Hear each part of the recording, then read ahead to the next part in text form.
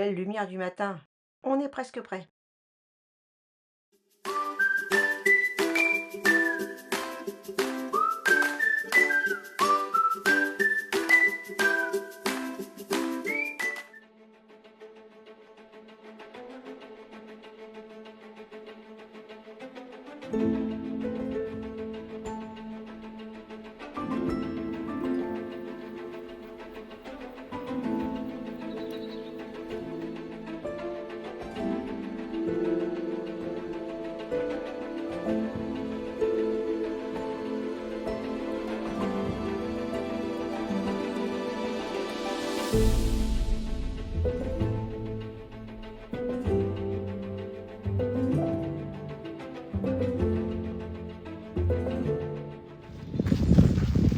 Salut. Hello. Bon, on vient de repartir de notre bivouac, qui n'était pas un bivouac sauvage, c'était un bivouac permanent en fait, où il y avait un minimum de services. Il y avait un point d'eau, une prise électrique pour recharger, et puis une douche solaire. Bon, la douche solaire, faut entendre douche froide, hein. Mais bon, c'est pas de la douche froide glacée, donc c'est tout à fait bien. Nous, ça nous gêne pas du tout. Voilà. Et c'est un endroit où on peut louer des petites bêtes sympathiques, des ânes. Donc c'est quelqu'un qui organise des randonnées avec des ânes et il loue les ânes. Donc c'est l'accueil est super sympa. Il nous avait été recommandé par la personne du parc qu'on avait rencontré à Mars. Voilà, et on a passé une bonne nuit, c'était bien. Très très calme. Voilà. Et donc hier, on a recommencé un peu à faire une vraie étape parce que on avait fait un peu des étapes saccadées depuis quelques temps. Entre la visite de Lionel, la rencontre avec Vent du Nord, on avait fait des étapes un peu où un coup on était en voiture, un coup on était en... Et donc hier on a fait une vraie étape. On a fait 22 km à peu près. Le dénivelé j'en sais rien, Pascal il doit savoir. Et 600. combien? 600. J'ai pas compris. 800? 600. Ah oui, je me disais ça faisait beaucoup 800. 600 mètres, voilà, de dénivelé. Et du matin jusqu'au soir, on a fait waouh toute la journée. Parce que c'était... Mais je pense que on en a pris plein les yeux. C'est très beau. Ouais. C'était magnifique, de chez magnifique. On est passé près du Gerbier de Jonc, donc on l'a vu d'assez près sans y aller, parce qu'on a choisi de passer par comment ça s'appelle? Sainte-Eulalie, la variante. Une variante, Sainte-Eulalie. Ce qui nous a permis de longer la Loire pendant un bon petit moment. Oula, il y a des cailloux. Attention la marche. Ouais. Et en fait, ce passage aussi serait très proche de la Loire. On était vraiment sur la rive, un petit peu en surplomb. On a vu des vasques où les gens pouvaient se baigner. Enfin bon, on a vu des petites cascades. Parce que la Loire, au départ, c'est un torrent de montagne. Hein, c'est pas celle qu'on voit à Saint-Nazaire. Voilà. Et c'est extraordinairement beau. Ouais, L'eau, elle est d'une clarté. On voit tout à travers. On a vu plein de poissons. On a vu des truites, des petits poissons. C'est pas ce que c'est. Voilà. Et franchement, c'était génial, quoi. Après Sainte-Eulalie, on a bu un coup et on est allé en direction de notre hébergement. Et là aussi, on est dans des espèces de plateaux avec des vues qui vont très loin. Et franchement, dans les genêts, avec des épilogues de partout. Enfin bon, c'était vraiment très très très très très beau. Voilà, donc une étape 100% plaisir. Ça fait un petit moment là qu'on se régale à tout point de vue. Et franchement, c'est génial, quoi. Voilà. Donc aujourd'hui, on va jusqu'à un col routier, a priori, c'est ça, hein, comment ça s'appelle? Col de la Chavanne. Col de la Chavanne. Et puis on a trouvé un gîte là-haut. Donc on va aller en gîte ce soir. Et puis demain, on va essayer de réserver au gîte de l'Étoile pour nous rappeler nos souvenirs de Régordane quand on avait marché sur ce chemin entre Le Puy et puis Aigues-Mortes. Une des premières grands itinéraires puisque c'est la première fois qu'on faisait 2 semaines de rando d'affilée. Bon là, on a amélioré la longueur des étapes, tout quoi. Et puis hier aussi, on a eu des moments un peu de souvenirs par rapport au Mont Gerbier de Jonc et les chemins où on est passé. Parce que il y a quelques années, on est parti du Mont Gerbier de Jonc pour aller suivre la Loire tout du long. Et contrairement à hier, la Loire, on l'a suivie moins près. Parce qu'on avait traversé le Forez, et on l'avait pratiquement retrouvé que vers Bourbon-Lancy, donc dans le Nivernais. Et donc hier, on a vraiment profité de la Loire. Bon, on l'avait pas eu autant que ça, quoi. Pas le premier jour. Pas le premier jour. Après, on l'avait eu un peu du côté du Puy, et puis aussi le long des gorges, là. Mais là, hier, quand elle est toute jeune comme ça, qu'elle commence, franchement, c'était un super spectacle. Voilà. Donc, la traversée de l'Ardèche par les montagnes, et allez-y, c'est tellement beau, pas de regret possible. Bon.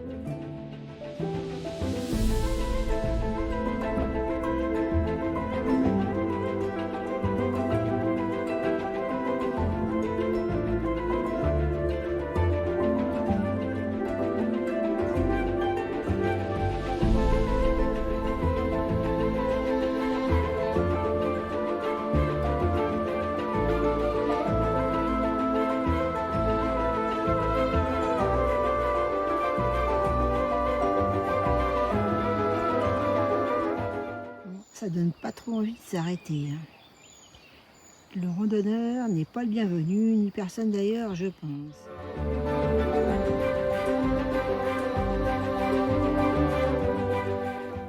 Bon, faut choisir son endroit pour pisser. Soit on pisse en Bretagne, soit on pisse dans la Méditerranée. Au choix.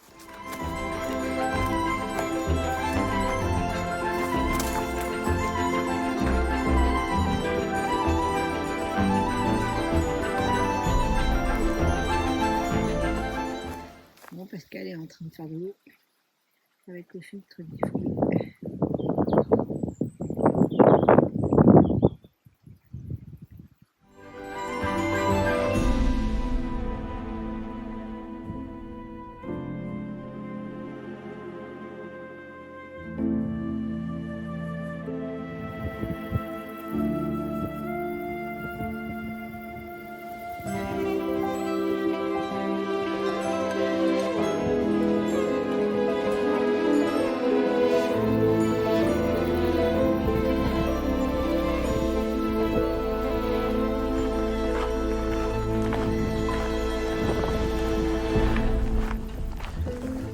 N'est-il pas merveilleux de se promener dans des paysages pareils ?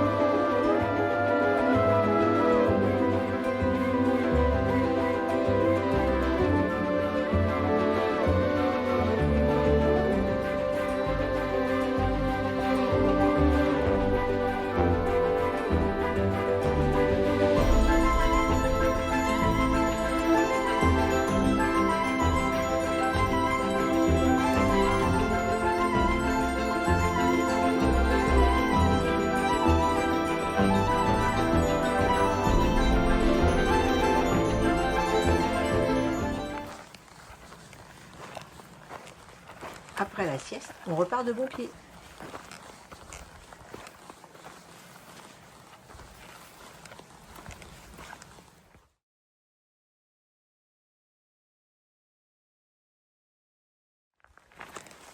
Pour les myrtilles, on risque pas de les ramasser. C'est tellement sec, il n'y en a pas cette année.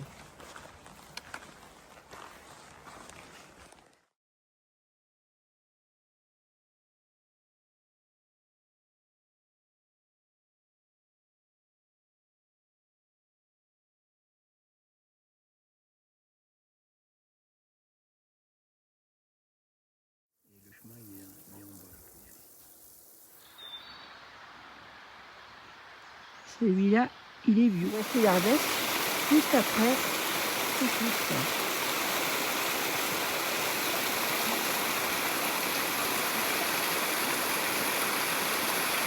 Elle va se jeter dans la Méditerranée. Alors que hier, on a vu les sources dans le noir, et elle se jette dans le contraire.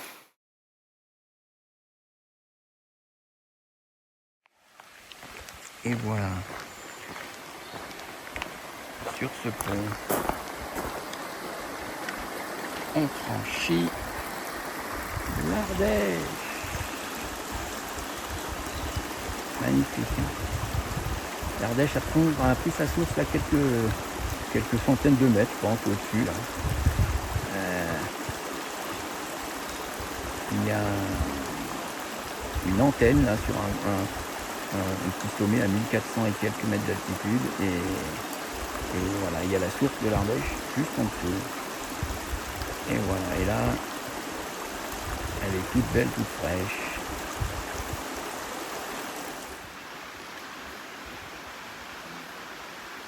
Est-ce qu'elle qui fait une vidéo sur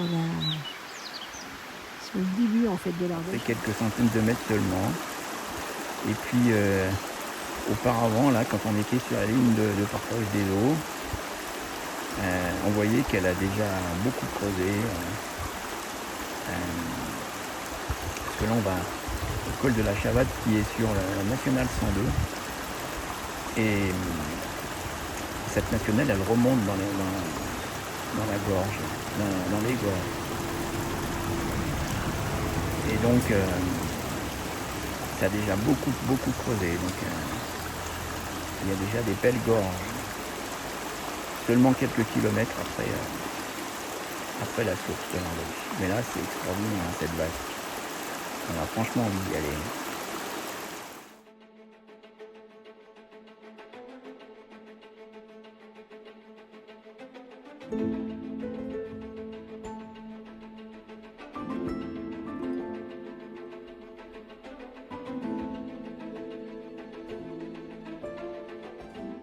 Et voilà qui ressemble à une étape parfaite. Du soleil et de l'ombre, des dénivelés peu difficiles et 22 km. En plus des paysages de rêve. Une étape 100% waouh pour les blaireaux.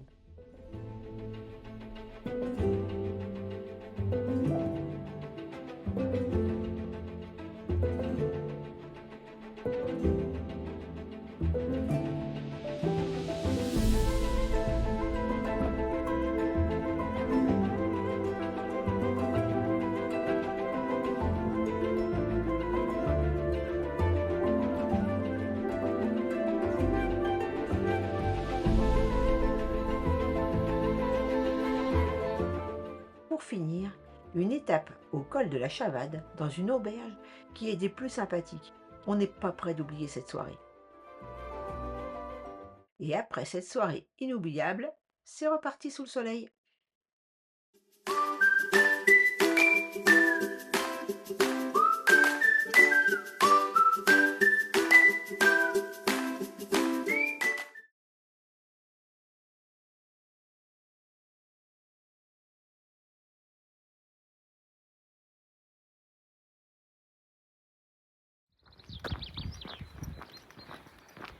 Une jolie petite route ce matin.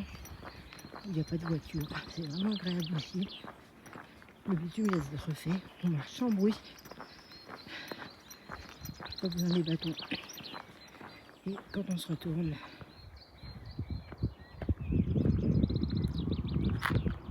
on est entouré de forêt.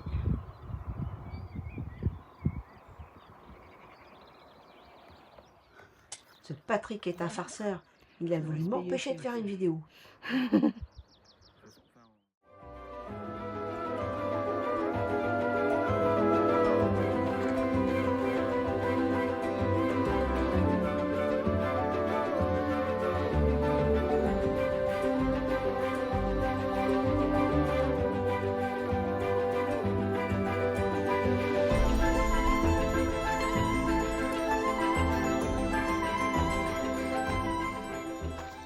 Hello. Salut. Bon, on est reparti ce matin du col de La Chavade. la Chavade. On a dormi et voilà, dans une auberge un peu. Ouais, ça fait, il fait C'est gîte. un peu gîte auberge, Il y voilà, a quelqu'un qui qui fait à manger aussi. ouais, il fait Très sympa, accueil super. très sympa et en fait qui aménage de lui-même son établissement et a priori donc Il voudrait faire un gîte avec des places collectives parce Ouais. qu'il a beaucoup de gens qui viennent en groupe et puis il y a l'Ardéchoise qui passe là. Puis là aujourd'hui on est parti pour aller jusqu'à la Bastide Puy-Laurent. On va voir si on trouve quelque chose, voilà. Sinon, le monsieur nous a proposé de venir nous chercher, de nous ramener au point de là où il viendra nous chercher pour nous héberger encore ce soir. Pourquoi pas si on trouve rien parce que le camping il est très éloigné du GR et c'est galère. Voilà. Et puis on a essayé déjà au gîte de l'Étoile, c'est complet. Donc on va voir ce qu'on peut trouver. Si on ne trouve pas, on fera comme ça. Et c'est une étape d'à peu près 25-26 km, c'est ça, hein. Voilà, avec un peu de dénivelé aussi, parce qu'on est quand même dans des montagnes. Mais l'avantage du GR7, c'est qu'on reste souvent en crête. Donc on ne fait pas les énormes dénivelés qu'on pourrait faire avec un autre GR, quoi, puisqu'on reste en crête. Puisqu'on est sur la ligne de partage des on eaux. fait de la distance mais on va chercher des passages en hauteur. Ouais. Et on aime bien ça. C'est pas mal.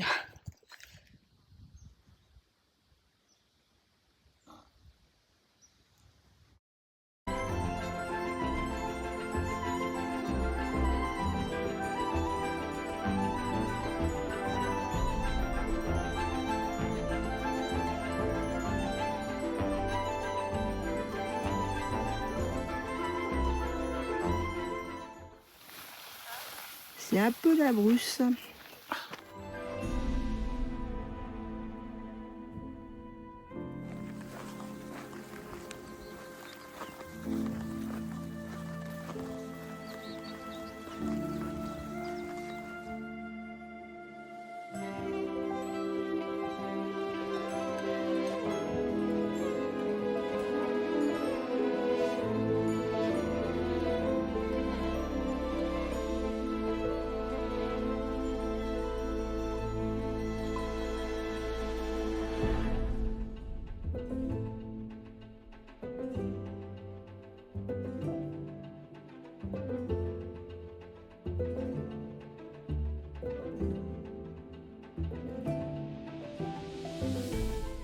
Préparez-vous, là c'est du 1000%. Waouh, waouh, waouh.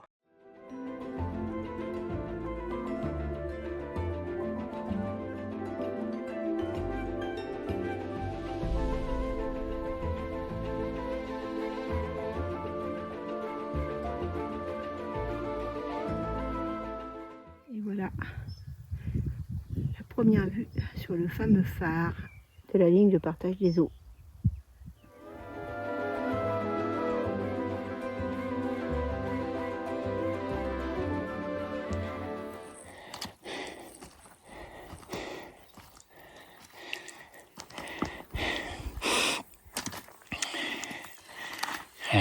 Le phare, il se mérite.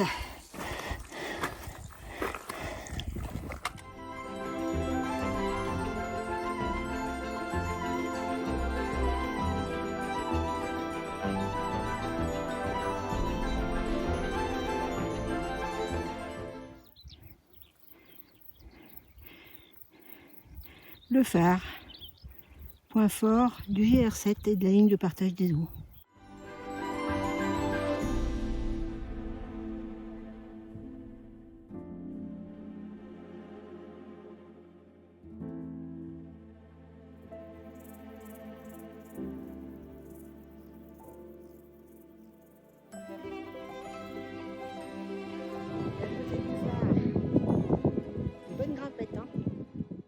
super endroit, c'est magnifique.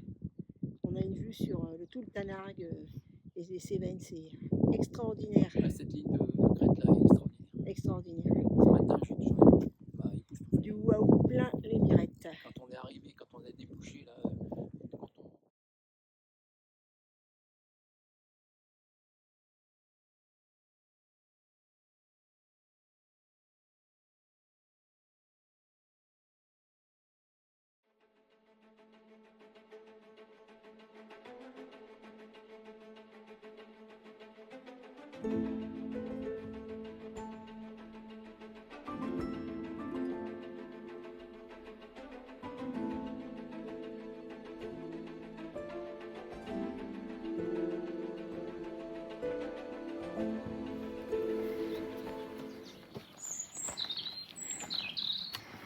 Ça, c'est la montée digestive.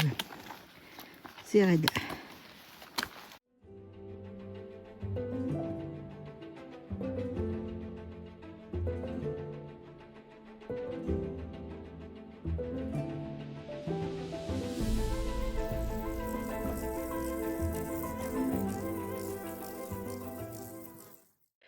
Nos nouveaux amis sont un petit peu loin derrière nous et nous faisons une pause à Notre-Dame-des-Neiges histoire de les attendre un peu.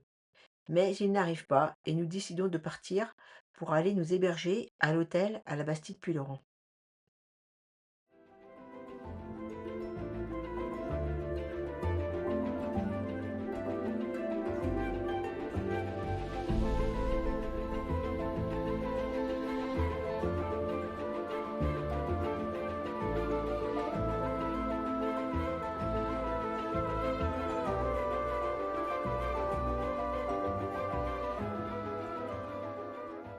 Hello les amis du blaireau.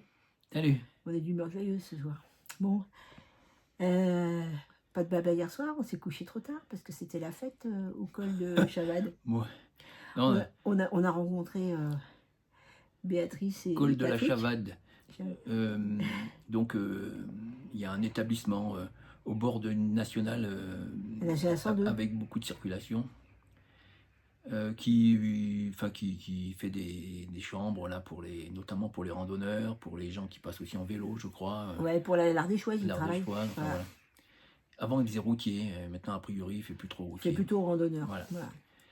Et donc il y avait un autre couple de randonneurs qui marchent aussi sur le GR7, mais qui ont une douzaine de jours, je crois, à faire. Ils sont partis de Saint-Agrève et ils vont jusqu'au Montégoal. Voilà. Et voilà, donc effectivement, hier, on a passé une bonne soirée avec eux, on a mangé ensemble. C'était super sympa. Et puis voilà, donc on s'est couché un petit peu tard pour faire... Enfin, tard. Non, c'est pas... Béatrice et Patrick, ils se reconnaîtront s'ils nous regardent. Parce pas à 2h du matin, mais voilà. Enfin, on s'est couché tard, donc pour faire une vidéo, c'était trop tard. Voilà, donc hier, on a fait une étape on est parti d'où, en fait? D'un bivouac... Ah oui, du bivouac avec les ânes. Avec des locations d'ânes, là. Donc, sur la commune de Burzet, mais c'était pas à Burzet. C'est un hameau. C'est un hameau. Près du bois, je crois. C'est un super bivouac avec un gars super sympa avec ses ânes. Et franchement, ça s'est bien passé. Un bâtiment du parc, là, donc des Monts d'Ardèche. Voilà. Et puis, donc, on est parti de là-bas et voilà. Un super lever de soleil. Et puis on a fait pas mal de dénivelé hier, on a fait 22 km, 500 et quelques de dénivelé. Il y avait du bois au début, de la forêt, et puis après... On était pareil dans des paysages ouverts sur le plateau en fait ardéchois. C'était le plateau ardéchois, le thème de la journée. Et franchement, on s'est régalé. C'était trop beau. Très belle, trop beau. Très belle vue. En plus, plein de fleurs, des jasiones, il y en avait de partout, des épilobes, il y en avait des chantiers. Enfin, c'était... on voyait très loin, on a revu encore le gerbier de jonc. Hein, c'était le Mézac, enfin, vraiment c'était une super étape. Ouais, il y a du beau temps, enfin on est parti de 1200 et quelques, mais on est à 1300, 1400, on marche dans ces... Ce qui rend la chaleur supportable en plus, avec un petit vent, enfin, c'est agréable. Et le col, on est redescendu au col de la Chavade à 1270 presque, un truc comme ça. Et juste avant le col, on croise on coupe l'Ardèche sur une petite route. C'est l'Ardèche qui a quelques centaines de mètres de sa source. Voilà. Puis il y a une vasque, je pense que c'était super de se baigner là, on l'a pas fait, mais voilà. Et puis quelques centaines de mètres plus bas sur la route, on on a croisé 2 randonneurs du GR7 dans l'autre Dans sens. l'autre sens, qui sont partis d'Andorre. Mm. Ils étaient allongés au bord de la route à l'ombre, parce que je crois ils en avaient, Ils en avaient je ne sais pas marre. s'ils en avaient bavé, mais en tous les cas, ils cherchaient de l'eau. Ils cherchaient de l'eau parce qu'en fait, ils ont fait l'étape qu'on a fait aujourd'hui, en partie. Et donc, c'est une étape où il n'y a pas beaucoup d'eau. Ouais. C'est une étape où il n'y a pas d'eau. Et donc, il faut vraiment prévoir d'avoir de l'eau pour pouvoir faire cette étape d'aujourd'hui. Et donc, ils étaient bien sympas. Ils parlaient français. C'était une Espagnole avec un Hollandais. Et ils rejoignaient aussi, comme nous, le nord de la France pour prendre un avion pour aller je sais pas où. Enfin bon, voilà. Et donc, ils traversent toute la France à pied aussi. Non, je crois qu'ils allaient plus loin que... Ils allaient aux Pays-Bas, en fait. Ils allaient aux Pays-Bas, ouais. Ils allaient aux Pays-Bas. Ils avaient un avion à prendre là-bas. Et donc, eux, ils avaient du matériel. Il était plus lourd que le nôtre. Hein. Ouais. Et on s'est dit, bah, ils ont du mérite de faire ça parce que franchement, leur sac à dos, ils avaient l'air très lourd. Ils disaient qu'ils faisaient à peu près 16 kilos.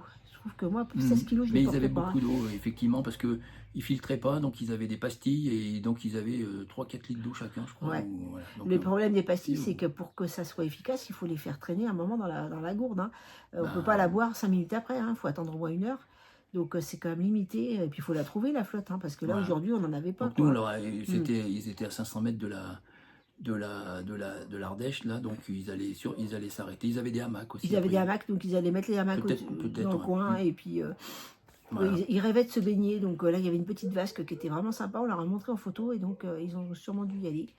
Et puis nous, quand on discutait avec eux, on était tout près de notre arrivée. Voilà. On a un petit peu échangé sur justement ce que les uns, enfin nous d'un côté, eux de l'autre côté, allaient voir. Exactement, on leur a dit les bons endroits et eux aussi, quoi. Voilà. Donc c'était intéressant, c'était un bon échange. Voilà. On rencontre pas beaucoup de randonneurs sur le sentier, donc on est contente de discuter un peu de temps en temps avec des gens qui marchent comme nous et c'est sympa. Donc ce matin, on est parti du col de la Chavade et on a fait les crêtes du Tanargue. Donc on est passé au fameux endroit, le phare. Et donc, on a croisé souvent Béatrice et Patrick. Mais là, en fait, ils se sont arrêtés eux, à la Notre-Dame-des-Neiges. Et nous, on est à la Bastide-Pulan. Voilà, nous à l'hôtel. Donc, eux, ils sont à Notre-Dame-des-Neiges. Ouais. Voilà. En fait, on est passé à Notre-Dame-des-Neiges. Presque toute la journée avec eux. Ouais. Et en fait, l'étape d'aujourd'hui, elle était encore, mais waouh! Ouais, aujourd'hui, donc, on monte. Trop beau. Après, il y a un domaine nordique, là, après ce col, on monte... Ce col routier, là, un domaine nordique, on monte un petit peu. Il y a même peut-être des anciennes pistes de ski alpin, peut-être même. Non, mais c'est plutôt du fond, je crois. Ouais, non, mais maintenant, il y a. Voilà. Et puis, on passe au col du Pendu, et on descend au Bèze. Et au Bèze, là, c'est devenu mort, parce qu'en fait, l'auberge où on avait dormi quand on était sur le GR4, et ben, elle est fermée. Et donc, en fait, c'est une auberge. Qui mettait beaucoup d'animation dans ce tout petit col. Vraiment, il y a une chapelle et 2 maisons, quoi. Ouais. Et quand on y était passé, on trouvait ça très vivant, très beau. Et là, on est passé... Il y a un gîte, mais il est fermé. Enfin, c'est un gîte... rien, même pas un point d'eau. Je pense que c'est... Ouais, il n'y a pas d'eau. À l'extérieur, il y a un gîte... Bon, il y a un abri, effectivement. On aurait pu s'abriter à côté du gîte, mais le gîte est fermé. Ça doit être géré par le parc aussi, peut-être bien. Voilà. Et bon, en fait, maintenant, c'est devenu un peu triste, cet endroit qui était magnifique, quoi. Et le fait qu'il n'y ait plus cette auberge, ça... Les propriétaires actuels, ils ont un petit problème. Enfin, il y en a une personne qui a un problème de santé. Et a priori, c'est pour ça qu'en fait, l'auberge est fermée. C'est fermé. Peut-être que c'est pas définitif, donc, mais bon, voilà. On a fait une petite portion donc du GR4, puisqu'au Bèze, le GR4 passe, et puis donc ensuite il monte au-dessus. Donc nous, on le faisait à la descente vers un parc éolien là. Nous on l'avait fait, là on le faisait à la descente. C'est une portion du GR4 qu'on n'avait pas parcouru quand nous on avait fait le GR4 parce qu'il y avait des intempéries. Au Bèze, quand on avait fait notre étape, le lendemain c'était alerte jaune puis inondation. Non, c'était orange puis inondation, orage puis inondation. La jaune, ça nous aurait pas fait arrêter. Donc en fait, l'étape Le Bèze-Langogne, c'était taxi. Taxi, donc, parce qu'à l'époque on réservait tout, donc on pouvait pas se permettre d'attendre une journée pour pouvoir repartir le lendemain. Quoi. Donc pour aller à Langogne, voilà, il y a un taxi qui était venu nous chercher. Là maintenant c'est plus le cas parce qu'on s'adapte. Ce petit bout de GR4 on l'avait pas fait. Donc le petit bout qu'on a fait aujourd'hui, on l'avait pas fait l'autre fois. Donc et voilà. Et après quand on remonte au-dessus, alors là, à partir du Bèze, on monte sur une. Alors là, c'est du waouh. La ligne de crête, la ligne de partage des eaux, la ligne de crête. Oh là là. Alors là. C'est choquant. Enfin, tous les jours, on se dit c'est la plus belle étape. C'est incroyable, quoi. Mais là, c'était clair. Enfin, le temps était extraordinaire, mais Ouais, c'est très... Ouais, En fait, depuis c'est les monts du extraordinaire. Lyonnais, on fait waouh tout le temps. Là, je crois qu'elle va... Mais non, j'ai rien Non, fait. c'est bon? Ah non. Bon. Mhm. Et, N'importe quoi. et donc, ouais, c'est extraordinaire. Donc, il y a une œuvre d'art qui s'appelle Le Le Phare. Phare. Pascal, il a fait du sauvetage d'oiseaux, un rouge Il y bleu. avait- En fait, c'est une petite tour bleue, enfin bleue, donc évidemment, puisque... Qui symbolise les partages des eaux, quoi. Et puis, qui fait peut-être l'équivalent d'un rez-de-chaussée, d'un premier étage, là, et avec un escalier en colimaçon à l'intérieur, et en haut, donc, une coursive autour de l'escalier. Et il y avait, Il y avait un petit oiseau qui était et piégé, des, en fait. des fenestrons tout autour, voilà, mais qui s'ouvrent pas, et il y avait un oiseau à l'intérieur. Donc, qui Il était coincé. était prisonnier. Quand j'ai essayé de l'attraper, il allait vers les vitres et pan, et pan. Ouais. Et puis à un moment, effectivement, dans un recoin, j'ai pu l'attraper. Et puis voilà, et j'ai descendu l'oiseau, qui a mis un petit peu de temps à... Je pense qu'il a été traumatisé, ce oiseau. qui a mis un petit peu de temps à reprendre ses esprits. Et puis finalement, oui, ouf, voilà. Donc, Il s'est envolé, on était contents. yalla. C'était incroyable, quoi. Les petits bonheurs. Et les fenestrons s'ouvraient pas là-haut. Donc, puis de toute façon, avant qu'il vise celui qui aurait été ouvert. Ouais. Enfin voilà, donc Et cette crête, alors, c'est vraiment... Très belle crête. Très très belle crête. Bon voilà, toute la journée sur des crêtes à monter et à descendre des petits dénivelés. On en a fait 750 quand même. Mais cette partie-là, elle est effectivement... Elle est un peu raidasse. Alors il y a des passages très très mauvais caillouteux, chemins encore, parce que effectivement... Donc, il y a des descentes qui craignent. Hein. Voilà, il y a des très très mauvais chemins, notamment plutôt sur la fin, là, quand on descend sur Notre-Dame-des-Neiges, avant de récupérer des pistes DFCI. Alors là, celui-là, il est impraticable de chez impraticable. Mais bon... En fait, on a mis un temps pour descendre ça, voilà. C'est incroyable. Quoi. Parce que c'est des caillasses. Heureusement que c'est pas long. Hein. Mais alors là... On n'a jamais vu ça, hein. C'est pire que chez nous. Hein. Là, voilà. Et puis après, donc Notre-Dame-des-Neiges, une petite... Alors là, il y a plein de monde. Une petite... plein de gens sur le Stevenson. Pour se désaltérer à Notre-Dame-des-Neiges avec les curés. Les moniales, pas les, ouais, les moniales. Les moniales. Et puisque maintenant c'est des moniales. C'est cistercien. Et puis voilà, il y avait un prêtre qui servait les coca. Les coca. Il nous a demandé ce qu'on faisait, tout, il était super sympa. Et en fait, il était un peu impressionné parce que quand on lui a dit qu'on venait de Wissembourg, il a dit ah bah quand même, hein, voilà. Et puis voilà, et puis après donc on a poussé jusqu'ici. Voilà. Et là il y a plein de randonneurs partout et il y a que ça. Et dans les commerces, donc c'est des choses qui sont... Enfin, c'est ce qu'on n'aime pas voir, mais... Voilà. Mais il y a des panneaux partout pour nous donner des ordres, en fait. Ouais. Ça, parce que les randonneurs avec des sacs à dos et... Quand il y a trop de monde, c'est comme ça. Voilà, c'est... Stevenson, voilà. C'est l'autoroute, on va y avoir droit pendant un jour ou deux, là. Depuis Notre-Dame-des-Neiges, juste un petit peu au-dessus de Notre-Dame-des-Neiges, là, on a rattrapé le 70, Stevenson, donc... Il y a des ânes, il y a du monde. Voilà. Et donc...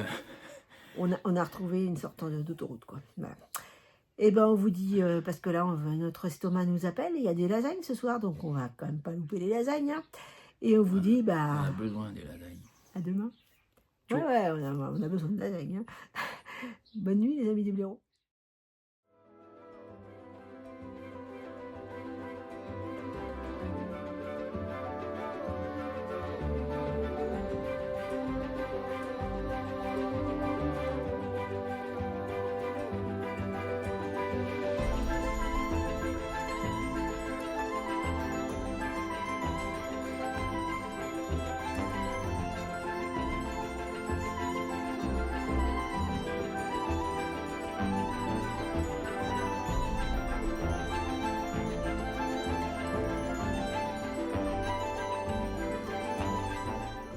Que dire de cette étape, sinon qu'elle fait partie de notre top 10 de cette traversée de la France.